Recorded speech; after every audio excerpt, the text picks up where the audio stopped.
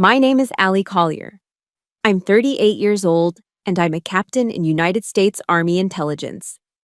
I was standing in my father's marble-clad kitchen in Fairfax, Virginia, trying to breathe in the Thanksgiving scent of roasting turkey instead of the suffocating tension.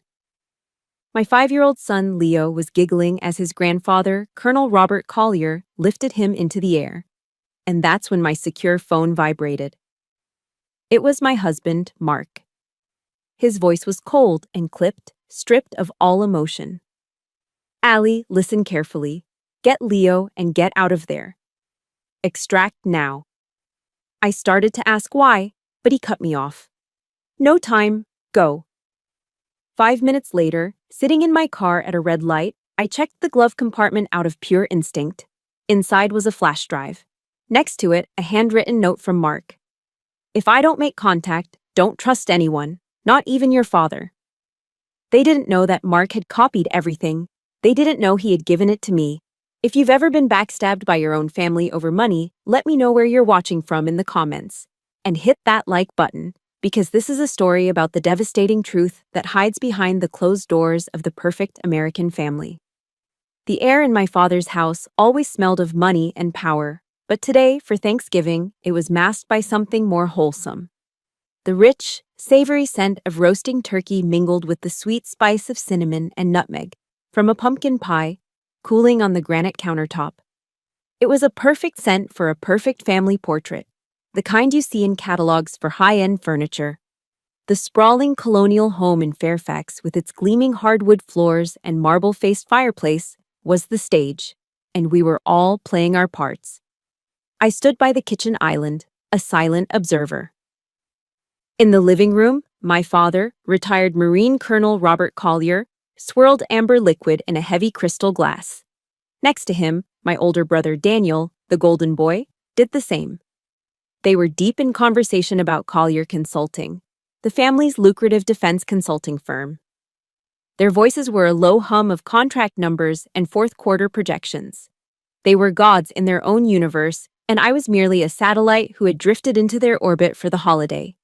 They'd barely acknowledged me when I arrived, offering a curt, Allie, before their attention was immediately captured by my son. Leo!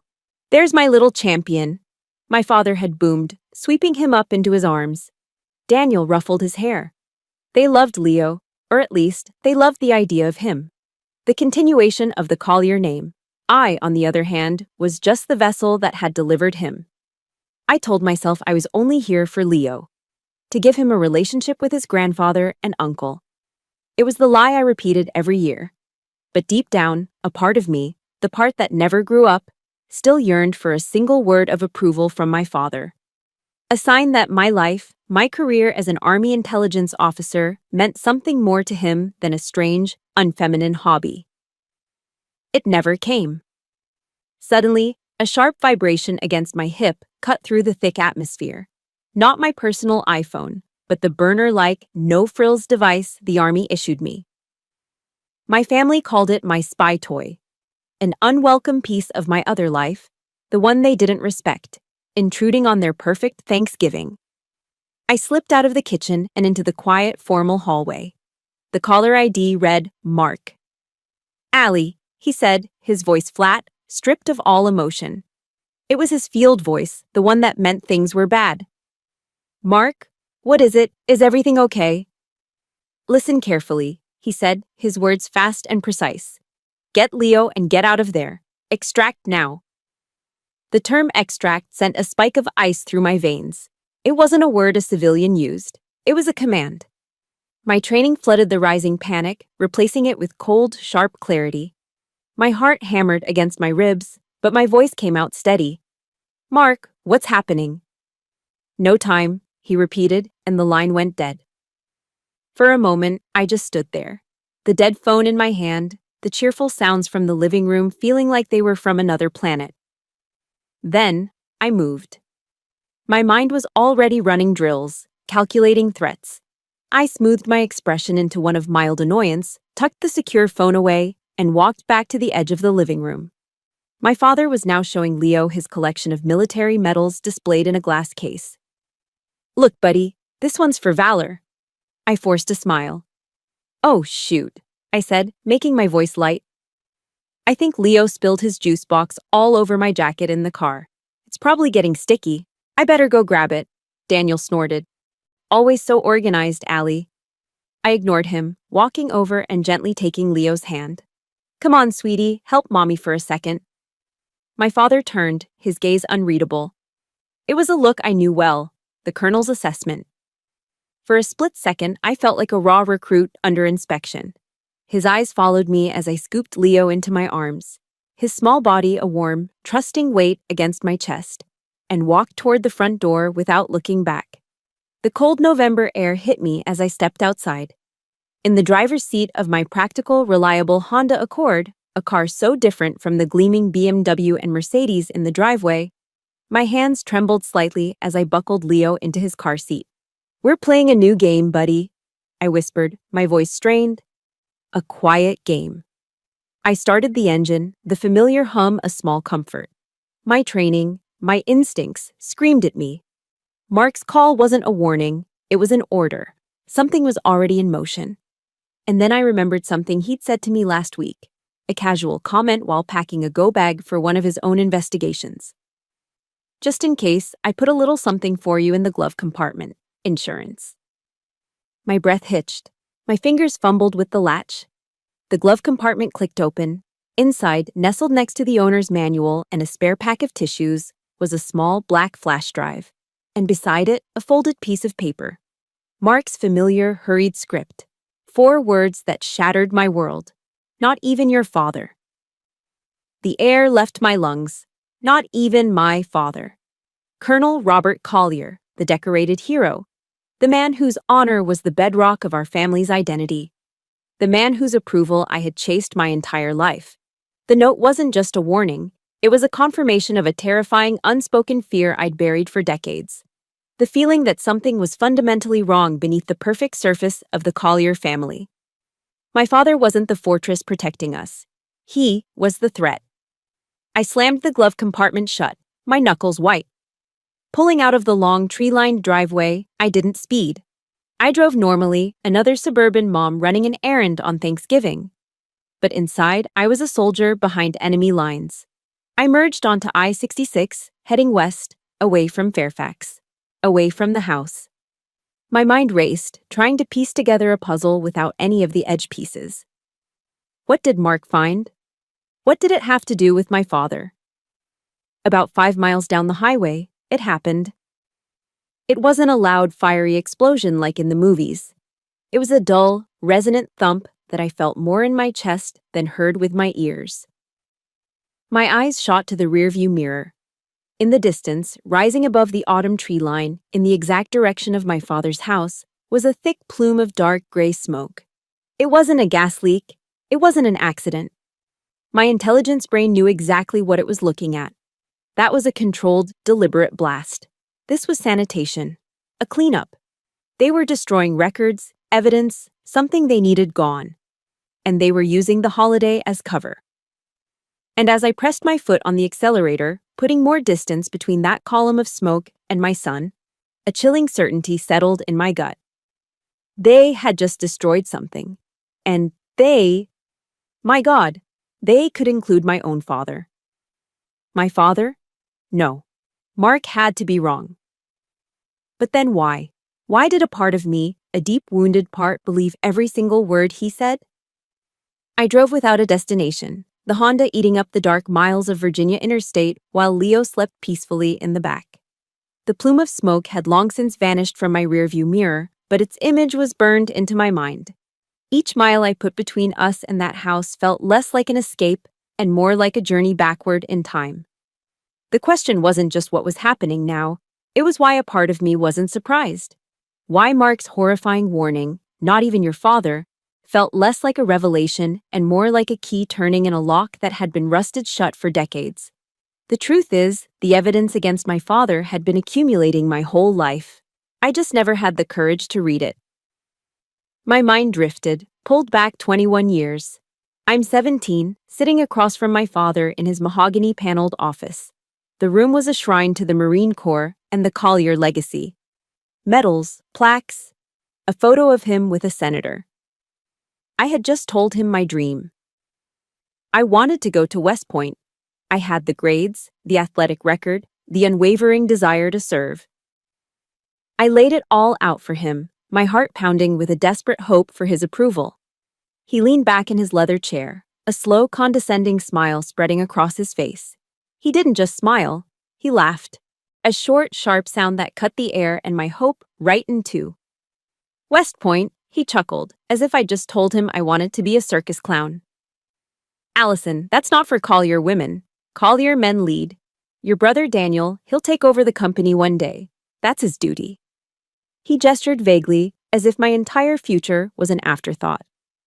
You just need to find a good husband. That's your path. He said it so casually, as if he were commenting on the weather. He had laid out my entire life's purpose in a single sentence, and it had nothing to do with who I was or what I wanted. I was not a leader. I was not a soldier. I was a daughter. An accessory to the family name, whose only function was to make a respectable match. The cold dismissal in his eyes that day became the first major crack in the foundation of my world. The memories kept coming, layered one on top of the other like geological strata of disappointment. I remembered a dinner just last year. We were at a high-end steakhouse in Tyson's Corner, the kind of place where deals were made over $1,000 bottles of wine. By then, I was Captain Allie Collier. I'd served 2 tours. I managed intelligence assets worth millions. I knew my job. And my intelligence work had flagged a new subcontractor Collier Consulting was about to partner with in the Middle East. I knew they were dirty.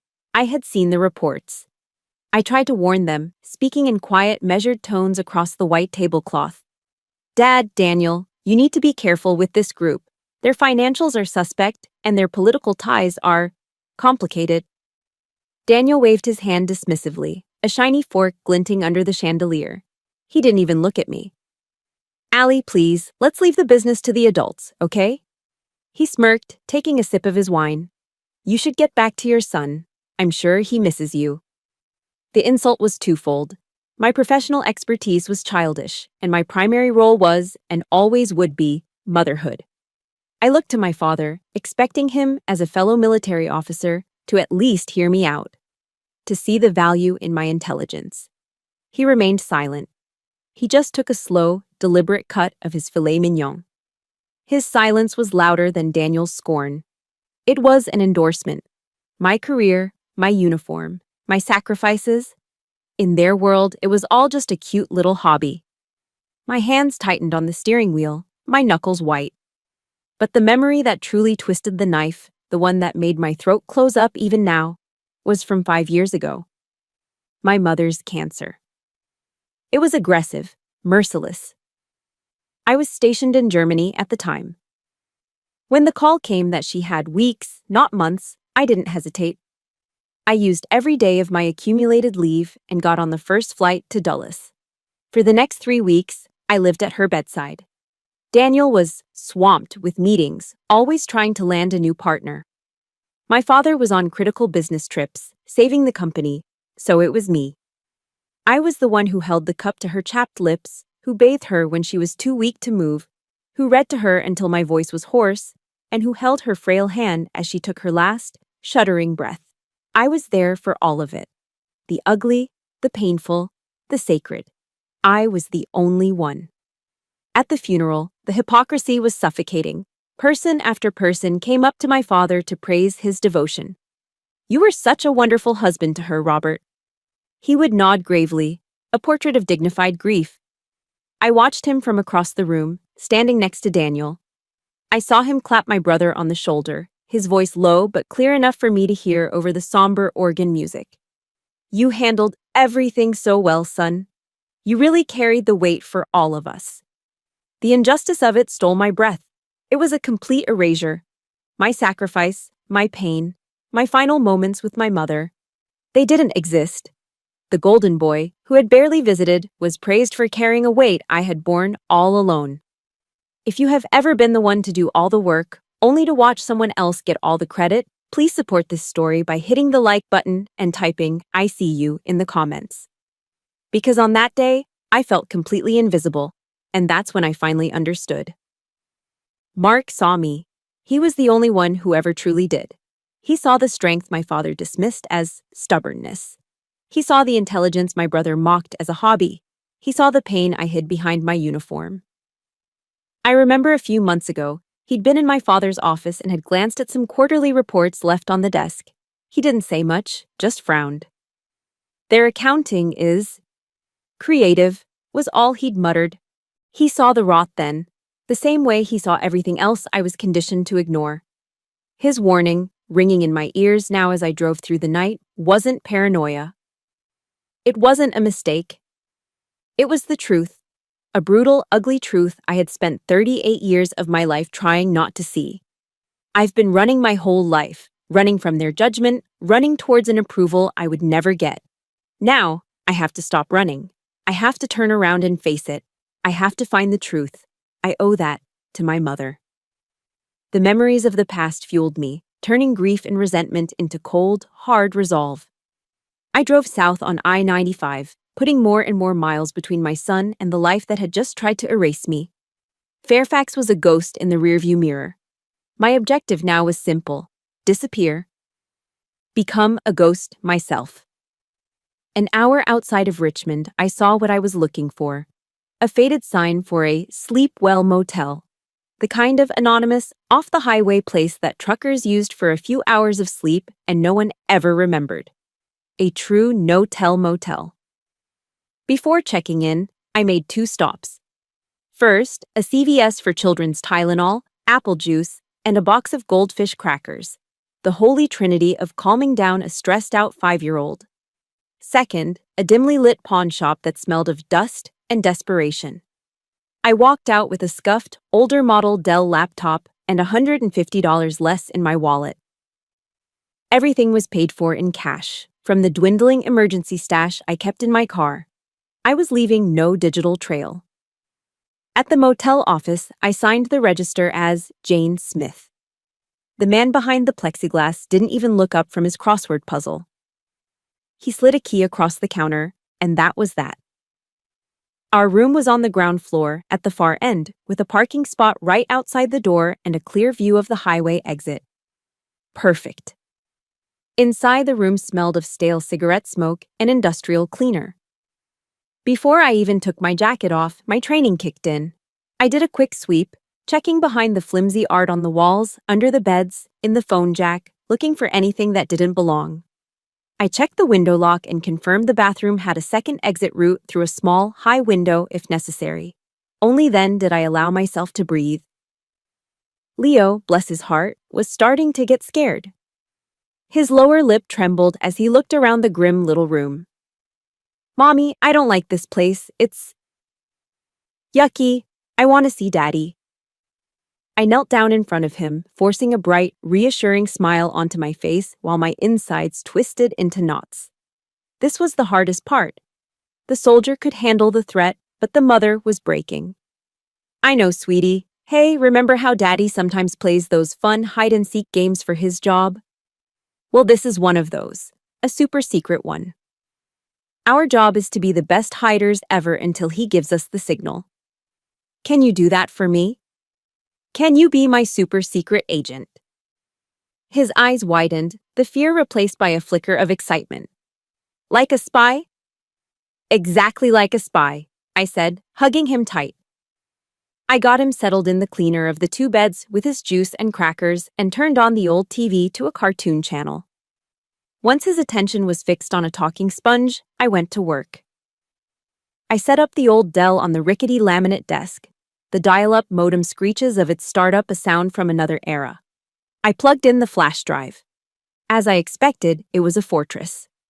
Mark had layered the encryption, a military-grade protocol, then a custom algorithm he'd designed himself. It was his way of protecting me, of making sure only I could get in.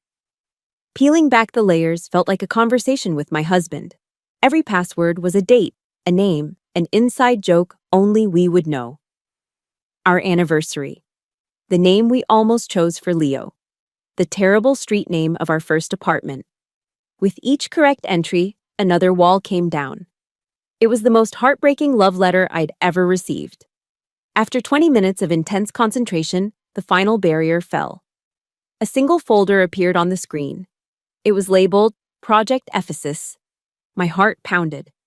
I expected to find weapons schematics, illegal arms deals, something tied to my father's defense work. But it wasn't that. I clicked open the first file.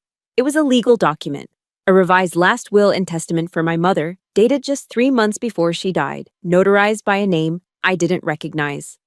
This version left her entire personal fortune, her family inheritance that was separate from my father's money, in a trust managed exclusively by Daniel, to be used for the family's best interests.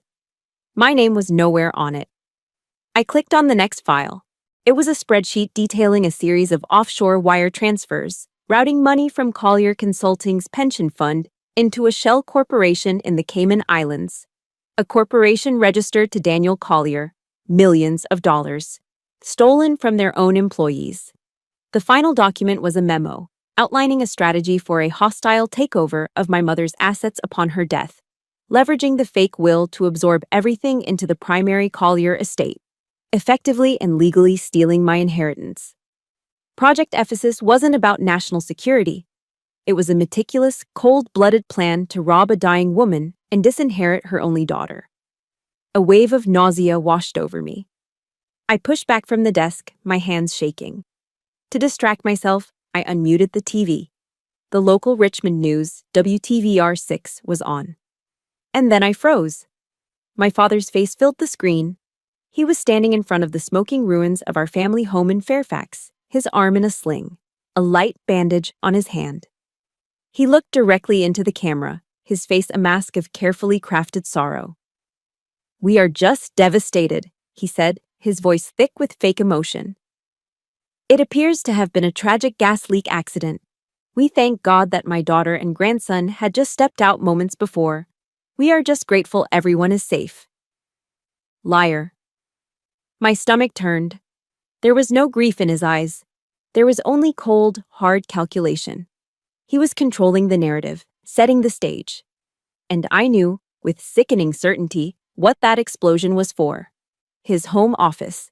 The place where decades of paper records, the original copies of my mother's real will, the hard copies of the pension fund statements, were all stored. He hadn't just destroyed a house. He had torched a crime scene. My fingers, trembling, moved the mouse to the last file in the folder. It was a simple text document named Contacts. My blood ran cold as I read the names. It wasn't a list of generals or senators. It was Mr. Abernathy, our family lawyer since I was a child. It was Cynthia Shaw, the chief accountant at Collier Consulting for 20 years, and Judge Martin Reeves, a local Fairfax County judge and a golfing buddy of my father's. Next to each name, Mark had added a single, chilling note. Belongs to Robert. It all clicked into place. The fake will, the illegal money transfers, the public deception. It was all possible because he didn't just have a plan. He had an army of accomplices, people we had trusted our entire lives. My father hadn't just stolen from me. He had bought and paid for the entire system to make it legal. I stared at the list of names, the evidence of his betrayal glowing on the cheap laptop screen. He had built a cage around me my entire life, and I had only just realized I was in it. I stared at the evidence. And then the phone rang. A cheap, buzzing sound from the nightstand. My secure phone, an unknown number. The cheap phone buzzed violently against the nightstand, a jarring, angry sound in the dead quiet of the motel room. My gaze was still locked on the laptop screen, on the list of traders Mark had compiled, an unknown number. My training told me not to answer. My gut, twisted with a sickening premonition, told me I had to. I picked it up, my hands slick with sweat. I didn't say anything. I just listened. For a moment, there was only static. Then, a voice that was as familiar to me as my own heartbeat filled the line. My father. But this wasn't the cold, calculating colonel from the TV screen. This was the voice of a concerned father, dripping with practiced warmth and anxiety. "Allie, oh thank God, Allie, where are you? We've been worried sick." I remained silent, my knuckles white on the phone. My eyes flickered to Leo, who was still asleep, his face peaceful and innocent. "Listen to me, honey." My father's voice continued, a perfect imitation of paternal love. You and Leo are safe. That's all that matters. There's been a terrible incident at the house. But that's not the worst of it. He paused, letting the dramatic silence hang in the air. Allie, it's Mark. He did this. The explosion, the mess at the company, all of it. He's under federal investigation for embezzlement.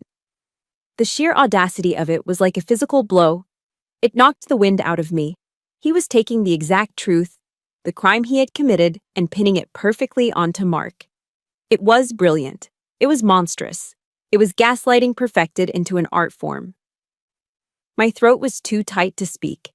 Are you there, Allie? He pressed, his concern sharpening into impatience. Here, your brother wants to talk to you. Before I could protest, the phone was handed off, and Daniel's voice, sharp and laced with a lifetime of contempt, spat into my ear. Allie, what the hell are you doing? Have you lost your mind? Are you seriously on the run with that two-bit federal agent, that criminal?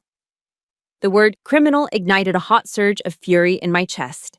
I still couldn't speak, but my grip on the phone tightened until the plastic creaked. He set up the company, Allie. Daniel's voice rose, shrill and accusatory.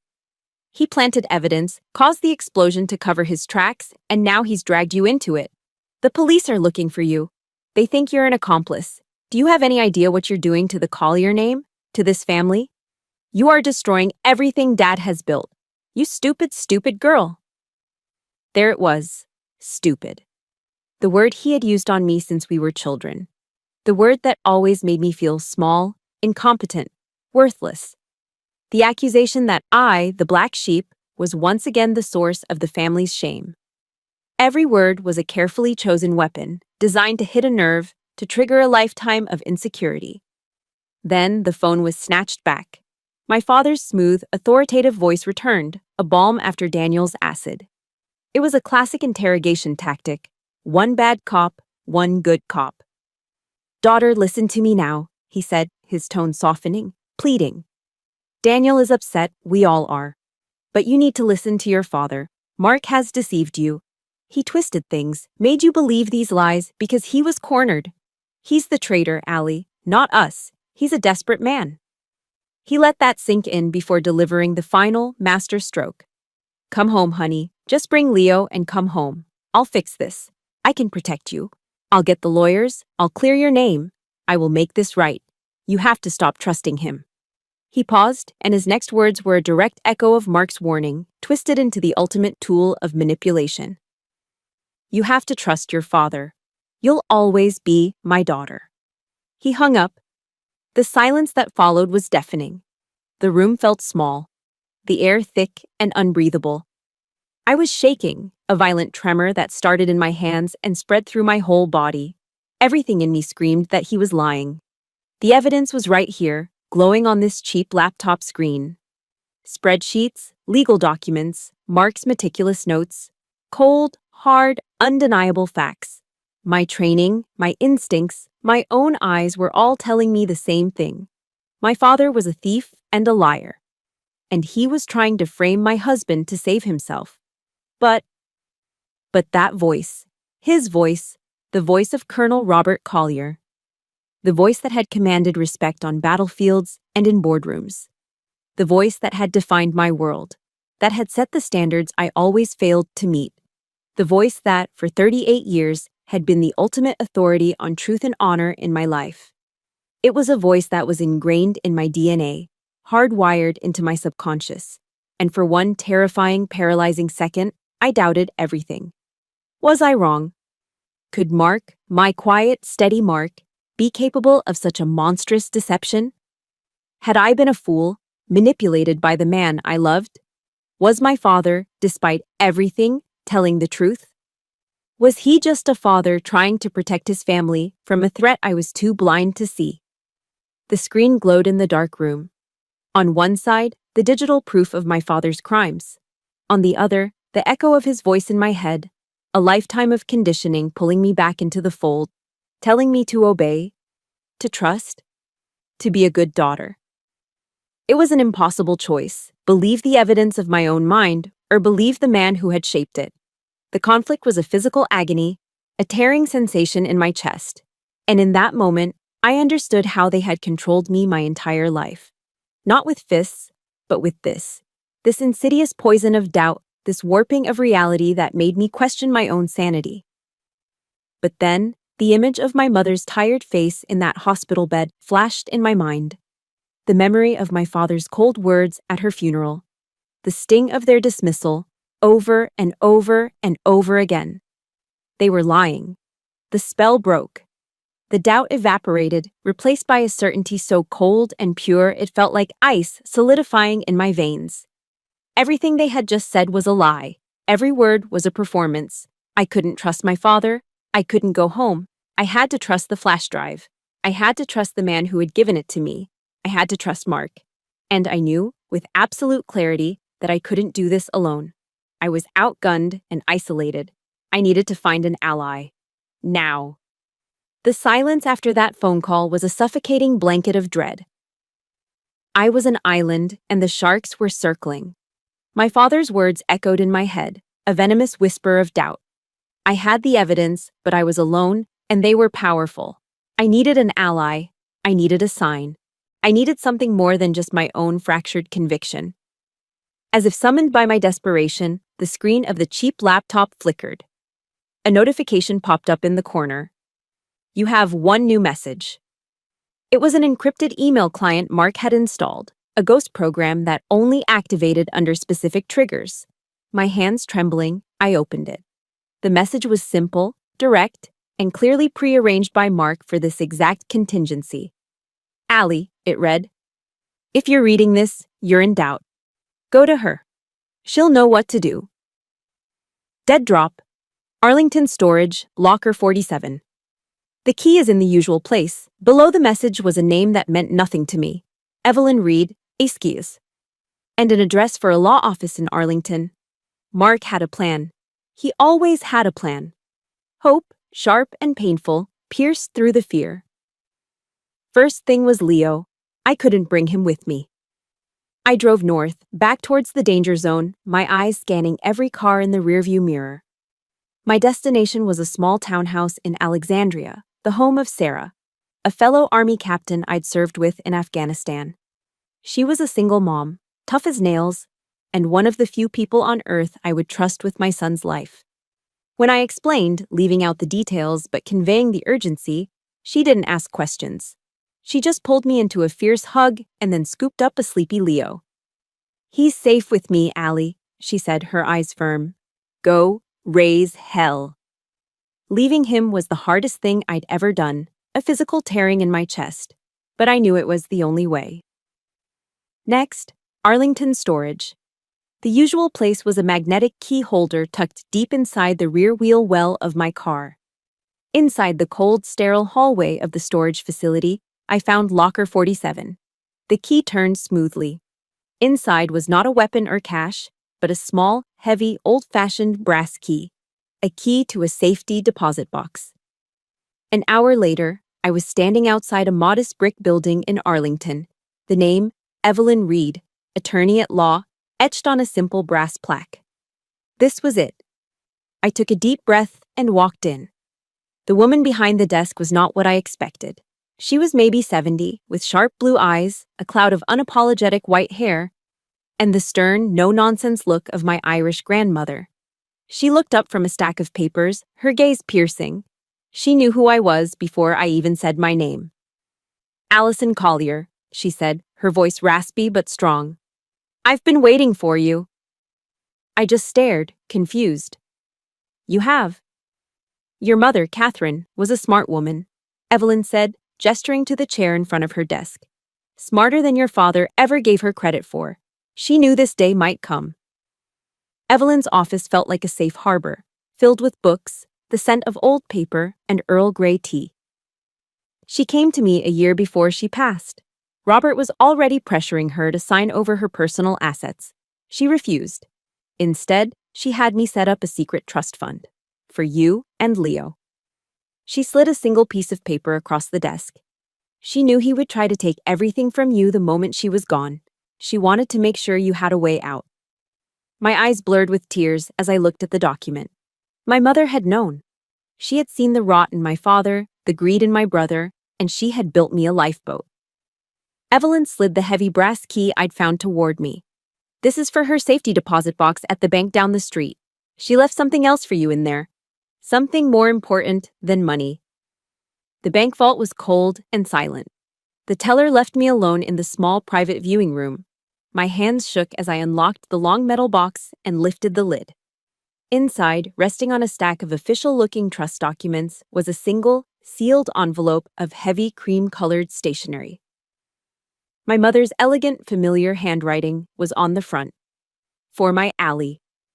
With trembling fingers, I tore it open. The letter inside was dated just weeks before she died. My dearest Allie, if you are reading this, it means I am gone, and the world has shown you the face I always feared it would. Please, listen to my words now. Never, not for 1 second, let your father or your brother define your worth. Their world is built on money and reputation, but yours is built on something true. Honor, strength, and a courage they could never understand. You are not a disappointment. You are a captain in the United States Army. You are a mother. You are my finest, most beautiful legacy. They will try to make you feel small because your light exposes their darkness. Do not let them. This money is yours. It is your freedom. Use it to build your own life, not the one they demand you live. Know that I see you. I've always seen you. And I have never been more proud. All my love. Maman. A sob escaped my throat, a sound I had held back for 5 long years. I pressed the letter to my chest, the paper absorbing my tears. It was the validation I had spent a lifetime craving. It was permission to fight back. It was my mother's love, reaching across death to arm me for the battle ahead. When I returned to Evelyn's office, my eyes red but my spine straight, she had a duffel bag waiting for me. One more thing, she said gently. Your husband dropped this off 2 days ago. He said you'd know what to do with it. My heart leaped into my throat. Mark. He was alive. I unzipped the bag. Inside was a second, identical flash drive and a small digital audio recorder. I pressed play. Mark's voice filled the quiet office, strained and breathless, but unmistakably him. Allie, it's me. I love you. Listen, there's no time. Your father is purging everything. It's worse than we thought. He and Daniel have been embezzling from the Collier Consulting Employee Pension Fund for years. The explosion at the house, that was to destroy the paper trail. They think I have the master files. They're hunting me. Don't believe a word your father says. He's trying to frame me. The recording crackled. There's an FBI agent I trust, Agent Lewis, Financial Crimes Division. Give him everything. He's waiting for your call. Allie, I know you can do this. I love you. The recording cut out. But it was enough. It was everything. It was the final, irrefutable proof. My mother's warning, Mark's evidence, his voice. It was a shield of truth around me. I zipped up the bag, my movements now calm and deliberate. The fear was gone, burned away by a clean, righteous anger. I looked at Evelyn, the woman my mother had trusted to be my guardian angel. Thank you, I said, my voice steady for the first time in 24 hours. She simply nodded. Now go give them hell, Captain. I walked out of that office not as a victim on the run, but as a soldier with a mission. I had money, I had evidence, I had my mother's truth. Now I would no longer be silent.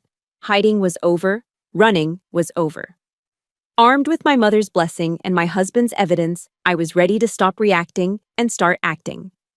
I sat in my car in a quiet Arlington parking lot, the engine off, and dialed my father's number.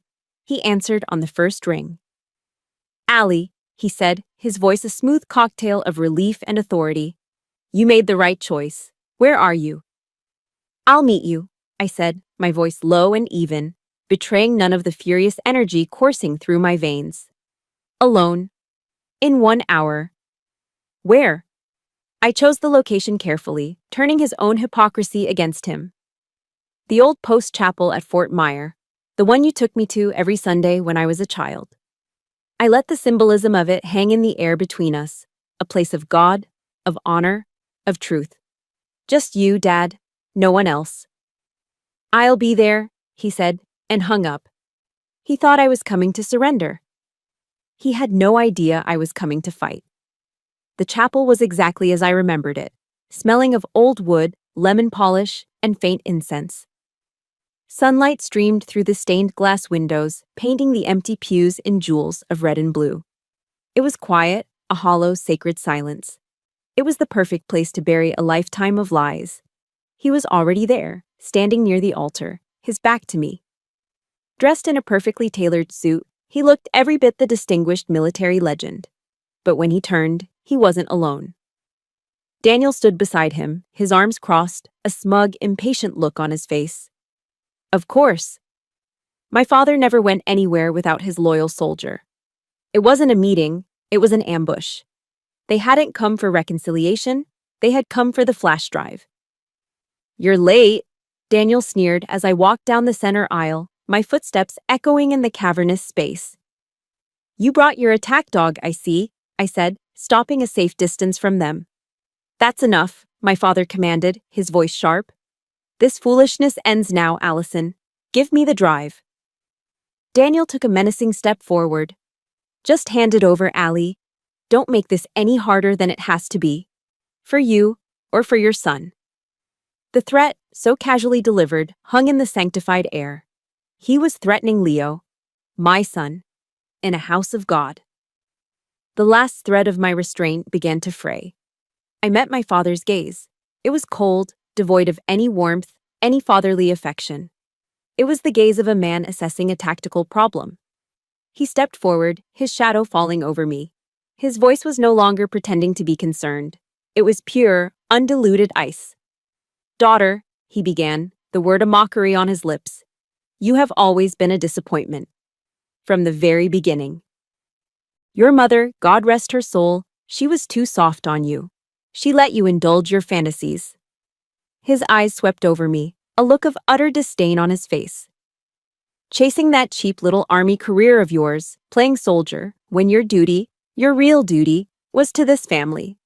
To its name, to its legacy. He gestured between himself and Daniel. Mark is the same, a failure who couldn't cut it in the real world, so he attached himself to you, to us. Two failures, dragging the Collier name through the mud. He extended his hand, palm up. Now, give me the flash drive. Be a good daughter for once in your life, and I can clean up this mess. You were never equipped to understand the bigger picture. Disappointment. Cheap career. Failure.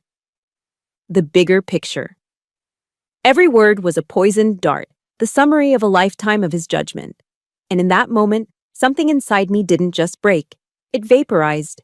The years of pent-up pain, of silent resentment, of desperate yearning for his approval, all of it vanished, replaced by a clarity so absolute it was blinding. The last straw had been laid, and the weight of it was nothing. I started to laugh. It wasn't a happy sound. It was cold and sharp and humorless. It was the sound of a chain snapping. They both stared at me, their confident smirks faltering. They had expected tears, pleading, surrender. They had never, in my entire life, heard me laugh at them. The bigger picture, I said, my voice dangerously quiet. Let's talk about the bigger picture, Dad. I took a step forward into the light, claiming the space between us. You really think I don't know? You think I'm that stupid girl you've always told me I am? I saw a flicker of uncertainty in his eyes. You think I don't know about Project Ephesus? The name hit them like a physical force. Daniel flinched. My father's jaw tightened. You think I don't know about you stealing Mom's inheritance with a forged will while she was dying? I continued, my voice rising, each word a hammer blow. You think I don't know about you and Daniel embezzling millions from your own employees' pension fund? People who trusted you? I looked my father directly in the eye, all the fear I'd ever had of him gone. I am not the disappointment here. I am a captain in the United States Army. I am a mother. I am my mother's daughter. You, I said, my voice dropping to a low, searing whisper. You are a thief. And a liar.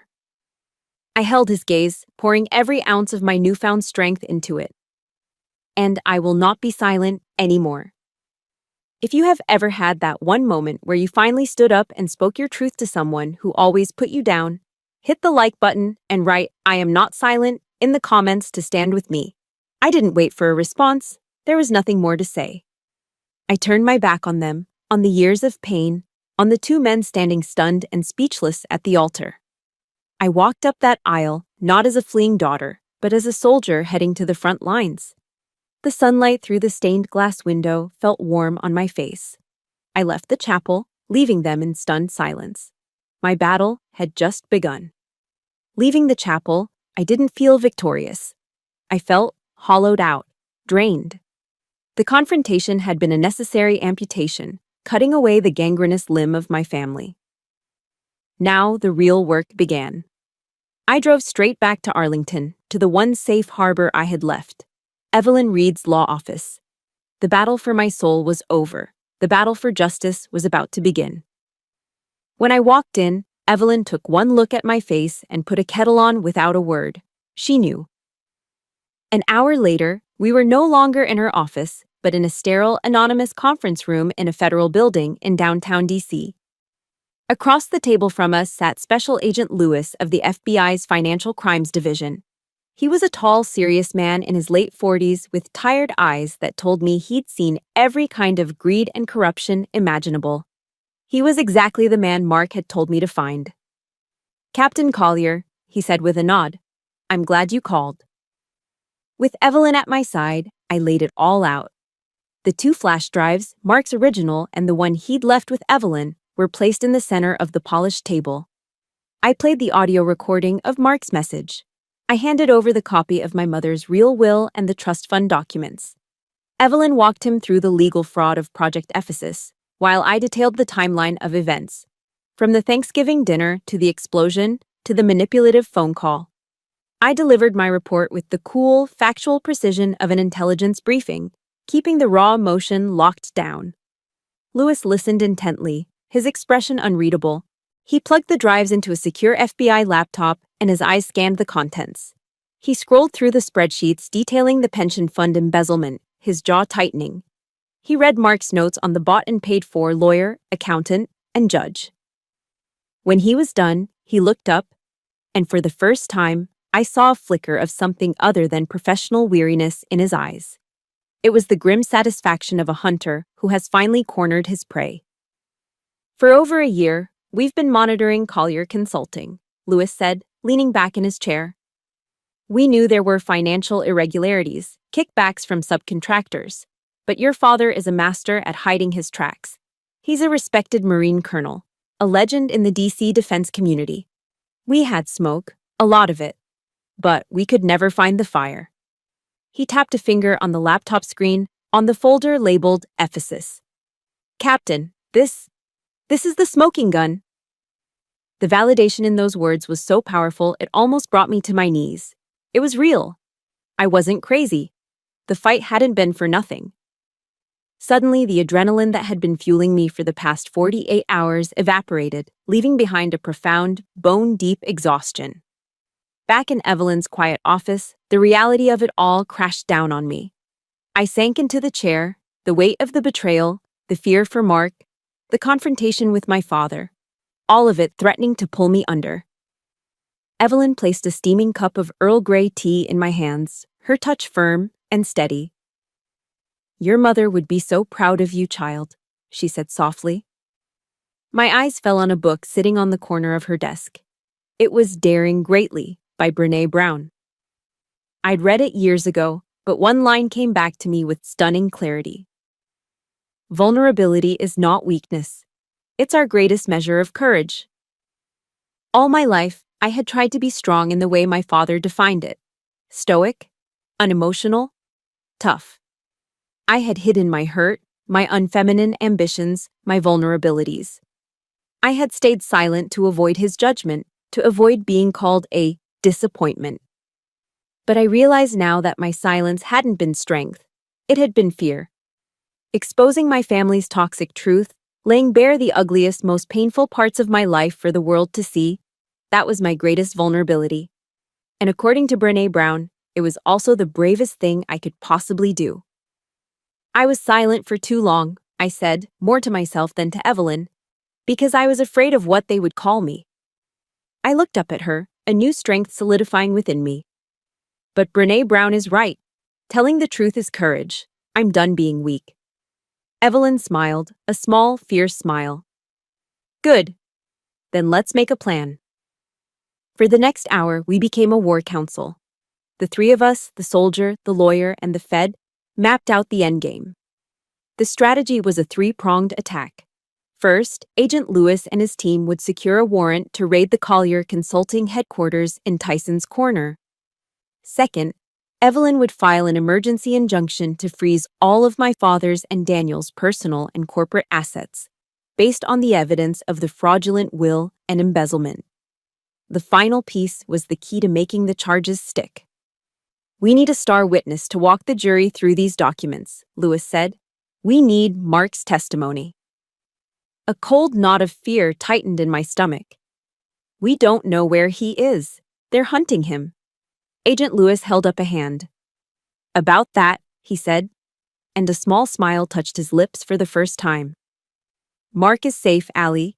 He's in a secure FBI safe house. The breath I'd been holding for 2 days rushed out of me in a ragged sob.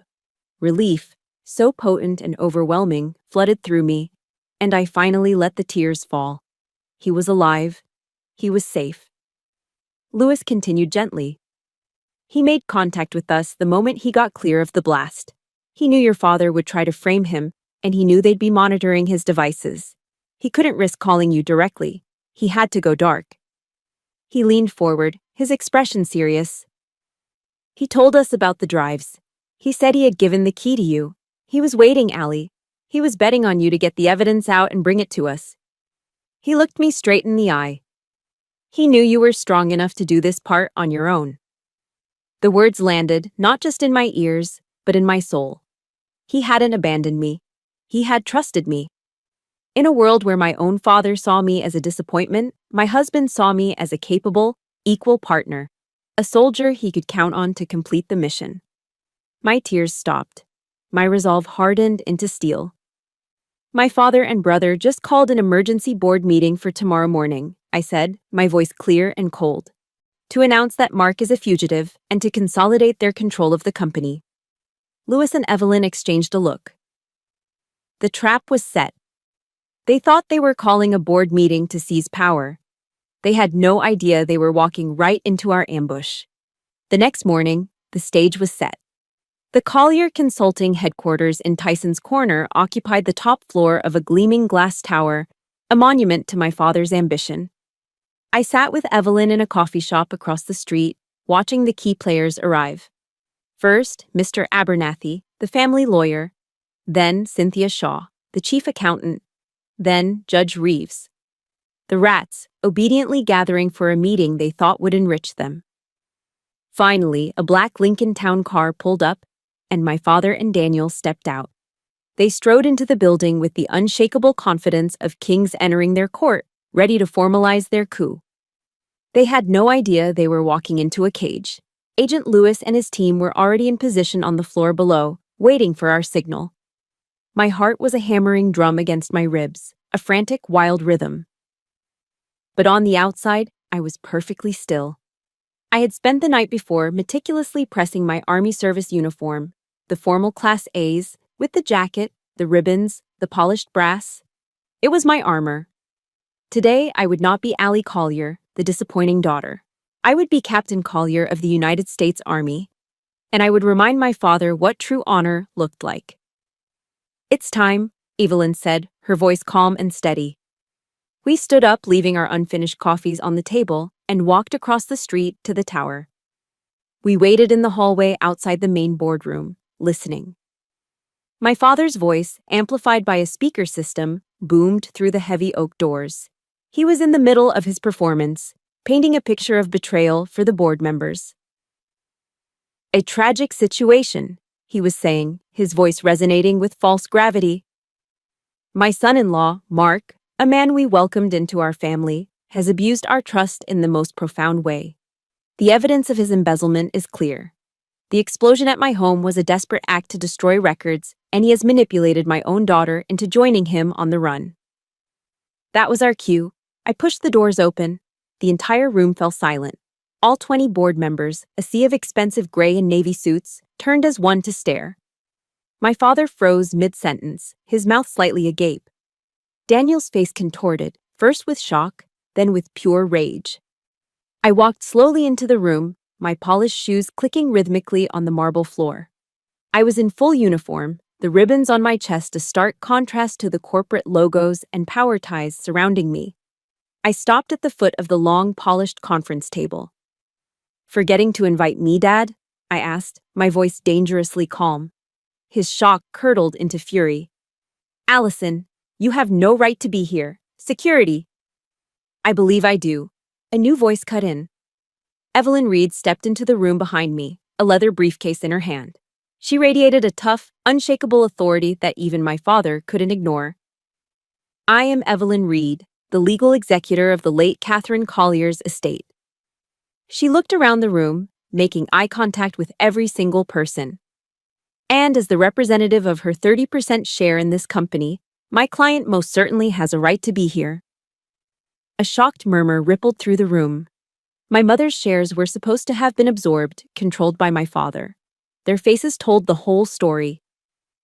"This is absurd," Daniel snarled, taking a step towards me. "Get her out of here." I held up my hand and the room fell silent again. All eyes were on me. This was my stage now. "This meeting isn't about Mark," I announced, my voice clear and ringing, carrying to every corner of the room. "This meeting is about Project Ephesus." I saw Abernathy and Shaw flinch at the name. My father's face went pale. "It's about the $15 million I said, pointing directly at my father. "And you," I added, shifting my gaze to Daniel. "Embezzled from your own employee's pension fund. It's about the fraudulent will you created to steal my mother's inheritance while she lay dying. It's about fraud. It's about theft. It's about honor." "You shut your mouth!" Daniel lunged, his face a mask of primal rage, his hand reaching for me. He never made it. "That's far enough, Mr. Collier," a calm voice commanded from the doorway. The boardroom doors swung fully open. Agent Lewis stepped inside, flanked by 2 other FBI agents, their jackets open to reveal their sidearms and badges. The board members gasped, shrinking back in their chairs. "No," Lewis said, his voice cutting through the tension like a razor. He looked directly at my father. "Colonel Robert Collier, you are under arrest for wire fraud, embezzlement, and conspiracy." 2 agents moved swiftly toward my father, who stood frozen, his face a grotesque mask of disbelief and fury. The other agents intercepted Daniel, spinning him around and cuffing his hands behind his back with brutal efficiency. The sound of the handcuffs clicking shut echoed in the stunned silence of the room. My father didn't look at the agents. He didn't look at the horrified board members. He looked at me. His eyes were filled with a hatred so pure, so venomous, it was almost stunning. "You," he hissed, the word filled with a lifetime of venom. "You did this. You destroyed this family." "No." The voice came from behind the FBI agents, and a figure stepped out into the room. It was Mark. His arm was in a sling, his face bruised, but his eyes were clear and steady as he looked at my father. "You did that to yourself," Mark said, his voice quiet but firm for everyone to hear. He came to stand beside me, a solid, unwavering presence. "Allie didn't destroy anything." He took my hand, his grip warm and strong. "She just chose not to cover for your crimes anymore." The great Colonel Robert Collier, the legend, the patriarch, finally broke. His shoulders slumped in defeat as the agents led him away. Daniel was right behind him, muttering curses under his breath. The room was left in a state of utter shock. The remaining board members looking at each other, at me, at the ruins of the company they had hitched their wagons to. It was over. The truth had finally exploded into the light. The takedown in the boardroom wasn't an end. It was the detonation. The days that followed were the fallout, a slow, toxic cloud of scandal that settled over everything. The story was front-page news. I remember seeing the headline on the front of the Washington Post, held up in a newsstand window. "Local war hero, son arrested in multi-million-dollar fraud scheme." The picture below it was of my father in his dress uniform, a photo from a decade ago. A symbol of honor placed directly above the story of his absolute disgrace. The Collier name, once a fortress of respectability in Northern Virginia, was now a ruin. Just like the house in Fairfax. The legal machine ground on. Evelyn, a lioness in the courtroom, had successfully frozen every asset they owned. The employees whose pensions had been stolen were being made whole. Daniel, stripped of his arrogance, had taken a plea deal, turning on my father in a desperate attempt to save himself. It was all happening, just as we had planned. But there was one final piece of business I had to attend to. Not for legal reasons, but for my own. My therapist, a kind woman who had helped me navigate the initial shock, had advised it. "You don't need his apology, Allie," she had told me. "You just need your closure." So I went. The Fairfax County Adult Detention Center was a cold, concrete place that smelled of bleach and despair. The visiting room was a line of booths separated by thick, scratched plexiglass. I sat down and waited. When he walked in, the sight of him was jarring. The tailored suits were gone, replaced by a baggy, bright orange jumpsuit. The confident stride of the colonel was gone, replaced by the slow shuffle of an inmate. But when he sat down and picked up the phone receiver, the look in his eyes was unchanged. It was the same cold, appraising stare. There was no remorse. There was only strategy. He spoke first. "I knew you'd come." I didn't answer. I just looked at him, trying to see the father I'd once worshipped. He was gone. Maybe he had never been there at all. "There's still a way out of this, you know," he said, his voice a low, conspiratorial murmur. "For the family. For the company." He leaned forward, his eyes intense. "You can still save me. Save us." I felt a weary, sad disbelief. Even here, stripped of everything, he was still trying to manipulate me. "You tell them Mark forced you," he continued, laying out his insane plan. "Tell them he was abusive, that he coerced you into this. You were unstable, grieving your mother, not thinking clearly. We can paint him as the villain, salvage the company's reputation. We can still fix this, Allison." He actually believed it. He believed that after everything he had done, the theft, the lies, the betrayal, that my loyalty should still belong to him. He believed I would sacrifice my husband, my integrity, and my own sanity to save the precious Collier name. The sheer, breathtaking narcissism of it was the final confirmation I needed. The man sitting in front of me was a stranger. I took a slow, deep breath, the last vestiges of a daughter's hope leaving my body with that exhale. I was finally free. I looked him straight in the eye, my gaze clear and steady. "No," I said, my voice quiet, but carrying through the cheap plastic receiver with absolute finality. "There is no us. There is no fixing this. I didn't come here to save you, Dad. I came here to say goodbye." He stared at me, his mouth falling slightly open, genuinely shocked that his puppet was refusing to dance. "I spent 38 years of my life twisting myself into knots, trying to earn your approval. Trying to be worthy of your love," I continued, the words coming easily now. A truth I had waited a lifetime to speak. "I joined the army to make you proud. I tried to be the perfect daughter. I stayed silent when you and Daniel belittled me, because I thought that's what family did. But I'm done now." I let the words settle in the space between us. "You told me in the chapel that I have always been a disappointment to you." I gave him a small, sad smile. "Well, here's the truth. I am not your disappointment. You are my disappointment." I saw the flicker of rage in his eyes, the mask of the calm manipulator finally cracking. But it didn't matter anymore. His anger had no power over me. "Goodbye, Robert," I said, using his first name for the first time in my life. I gently placed the receiver back in its cradle, stood up, and walked away. I did not look back. That evening, Mark and I sat on the wide, welcoming porch of Evelyn's Arlington home. She'd insisted we stay with her until we found our footing.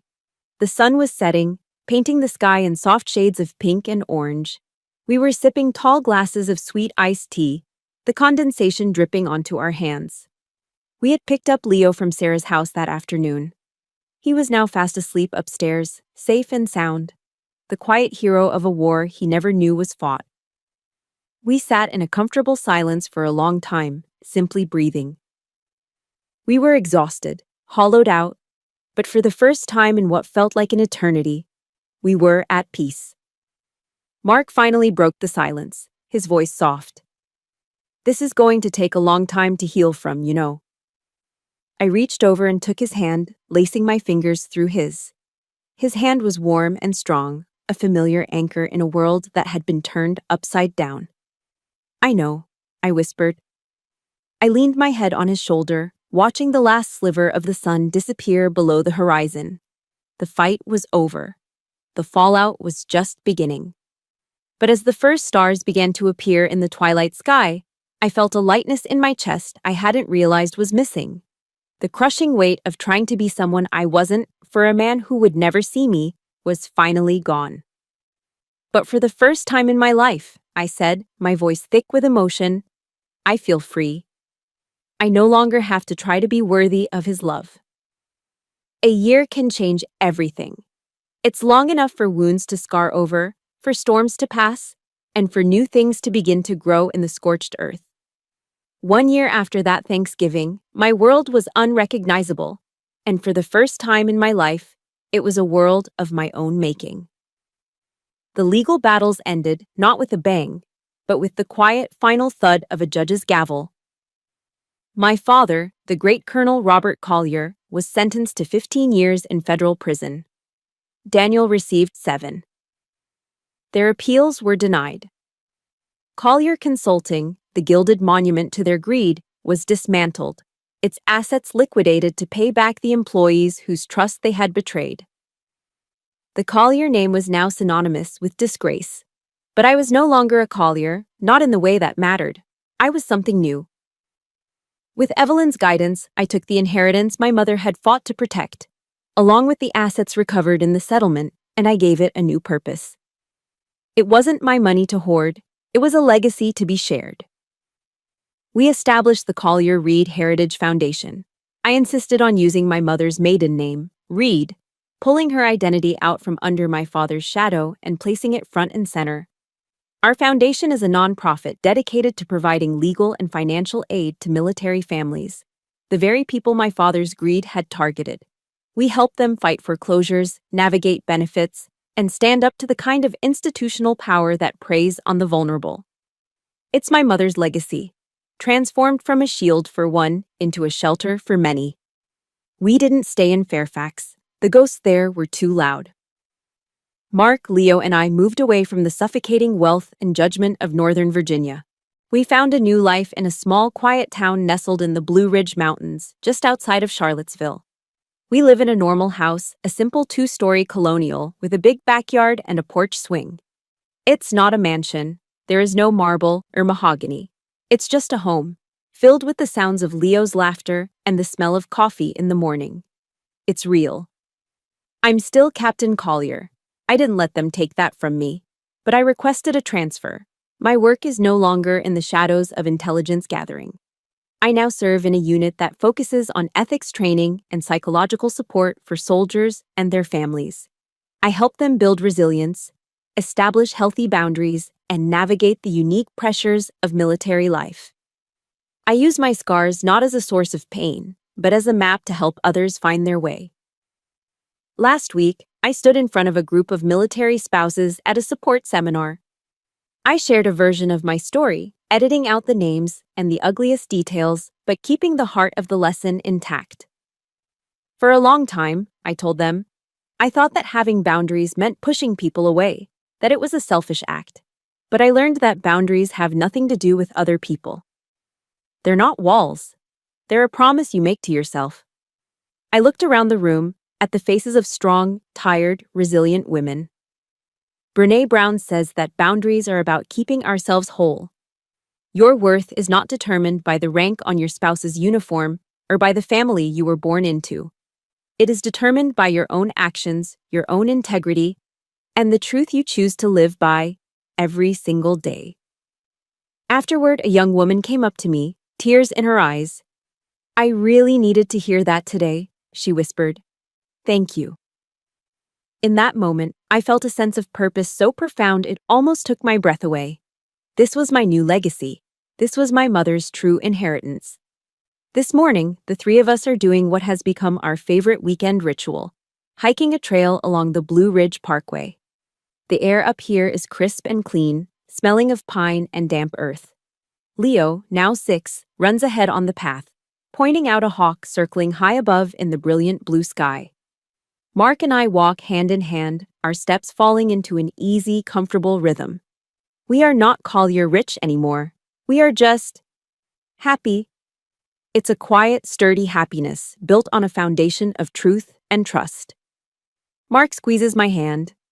Did he ever? He asks, his voice gentle. He doesn't need to finish the sentence. One letter, I reply, my eyes on the vast rolling mountains ahead. About 6 months ago. It came from the prison. What did it say? I don't know, I say. I didn't open it. I looked at him and smiled, a real, genuine smile that reached my eyes. I just wrote "Return to Sender" on the envelope and put it back in the mail. He smiled back, a look of deep, quiet pride in his eyes. There was nothing more to be said. The conversation was over. The trial was over. His hold on me was over.